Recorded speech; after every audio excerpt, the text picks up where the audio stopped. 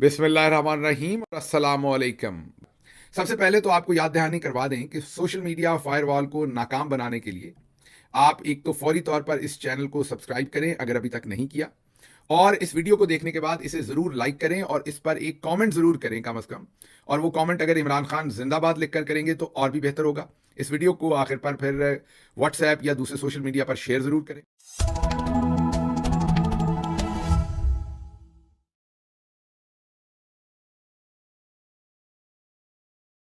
Sir, कोई London में खुफिया मुलाकातें हुई थी जुबैर साहब, जिसकी वजह से ये सारी सुलह हुई थी आपस में भी, और वो कहते हैं इमरान खान साहब कहते हैं कोई लंदन प्लान था।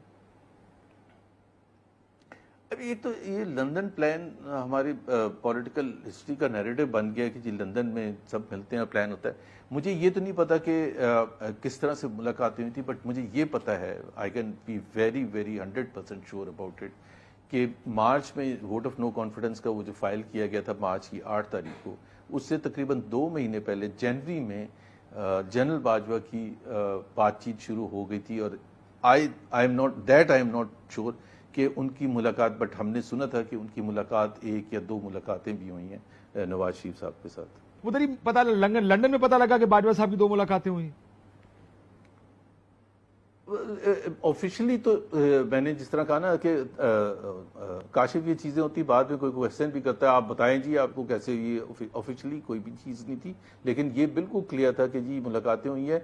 और उसमें फिर बाद में ये पता भी चला मुझे कि उसमें मैं भी बीच में फायरिंग स्क्वाड के अगेंस्ट खड़ा किया गया, क्योंकि बाजवा साहब ने वहाँ कम्युनिकेट ऐसे किया, क्योंकि मैं थोड़ा सा रिकॉल करने के लिए, वो जो मेरी मुलाकातें हुई थी 2020 अगस्त और सितंबर में हुई थी, फर्स्ट वीक ऑफ सितंबर में 2020।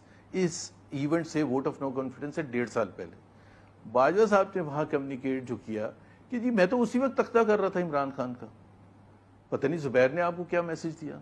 और फिर मेरे से ये पूछा जा रहा है कि जी आपने मिसकम्युनिकेशन कर दी। मैंने कहा भाई मैं क्यों मिसकम्युनिकेशन करूंगा, for what did I gain out of that. या तो मैं उस वक्त अगर मिसकम्युनिकेशन करूंगा जानबूझ के, तो मैं अपना बेनिफिट उसमें ढूंढूंगा ना।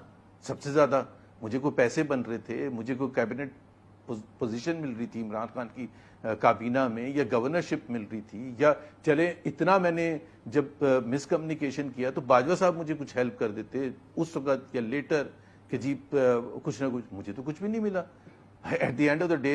और 2 साल के बाद तो मैं ये कह सकता हूँ ना कि मुझे तो कुछ भी नहीं मिला। मैंने तो बल्कि आपको बताया कि शहबाज शरीफ हों या एहसन इकबाल हों या दूसरी लीडरशिप हो, वो तो एक हमारे यहाँ फेमसली कहते भी हैं कि सरिया लग जाता है गर्दन में एक दफ़ा हुकूमत में आ गए, और जो नहीं होता हुकूमत में उसको तो फिर आप लिफ्ट ही नहीं कराते अभी। वाह। और तो मैं अगर सही समझ पाया हूँ कि ये सारा कुछ आपके खिलाफ स्पिन हो गया।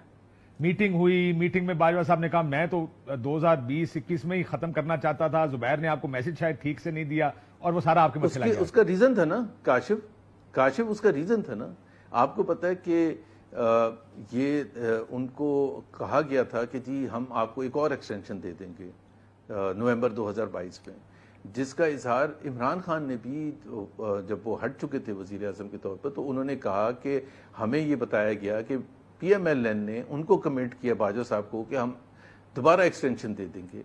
तो हमने भी उनको कह दिया, उनको बुला के, भाई अगर वो आपको एक्सटेंशन देने के लिए तैयार हैं, इस वजह से आप उनकी मदद कर रहे हैं, तो हम आपको कमिट करते हैं कि हम आपको एक्सटेंशन दे देंगे। ये इमरान खान ने कहा, और ये सारा बिल्कुल क्लियर था कि किसने दी जुबैर साहब? एक्सटेंशन कमिटमेंट तो जाहिर सी बात है, कोई मैं तो नहीं दे सकता था ना, या कोई तलाल चौधरी तो नहीं दे सकता था। मियां नवाज शरीफ लीडरशिप ने कमिटमेंट दी थी। मियां नवाज शरीफ या शहबाज शरीफ उनके लिए एक्चुअली इसके आर्किटेक्ट जो है ना, आर्किटेक्ट वो है मियां शहबाज शरीफ। और मियां शहबाज शरीफ जाहिर सी बात चाहते थे कि ये हमारे पास एक अपॉर्चुनिटी आ रही है, वरना जो आपको पता है एक डिस्कशन होती थी, खतरात होते थे कि जी नवंबर में तैनाती हो जाएगी, जनरल फैज़ हमीद बन जाएगा, फिर वो इमरान खान साहब के साथ मिल के पूरे आइन का हुलिया बिगाड़ देगा, और फिर प्रेसिडेंशियल सिस्टम आ जाएगा, और फिर हम तो 10 साल तक आप हिला नहीं सकेंगे। मैं सुना जनरल फैज से भी डराते रहते थे बेसिकली, क्योंकि PMLN के जनरल फैज से भी डराते रहते थे, अगर ये आ गया तो 10 साल है। जी 10 साल है। हालांकि मैं बाय द वे जब वोट ऑफ नो कॉन्फिडेंस के हवाले से बात हुई थी, और ये एक पॉइंट था میں نے اس میں بالکل بھرپور اپنا ویو پوائنٹ دیا تھا کہ یہ فار فیسٹ ایک نیریٹو بنایا جا رہا ہے کہ جی وہ آ جائیں گے پھر یوں ہو جائے گا. آئی مین ایک میرے حساب سے جنرل فیض حمید اگر چیف بن جائیں گے تو پھر وہ تو چیف بن جائیں گے نا, وہ پھر کوئی 2 نمبری کیوں کریں گے؟ ان کے لیے اگر انہوں نے عمران خان کو فیور بھی کرنی ہوگی تو بڑے وہ آرٹیکولیٹ طریقے سے کریں گے, ایسے دھڑلے سے تو نہیں کریں گے, بیکاز سب سے زیادہ امپورٹنٹ چیف کے لیے اپنا انسٹیٹیوشن ہوتا ہے.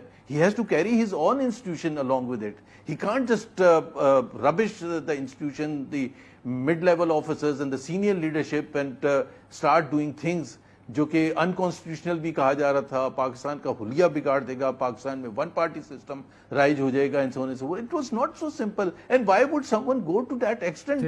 اور یہ تو بڑا عجیب ہے کہ آپ ایک اتنا بڑا فیصلہ کر لیں without political considerations for your own, جو خود آپ کو پتہ ہے بعد میں کنسسٹنٹلی یہ کہا کہ ہم نے اپنی سیاست قربان کر دی ریاست کو بچانے کے لیے. تو سیاست قربان آپ نے کرنے کا ایڈمٹ کیا نا, تو پھر آپ نے کیوں وہ فیصلہ کیا جس کے بیسس پر آپ کی سیاست قربان ہو؟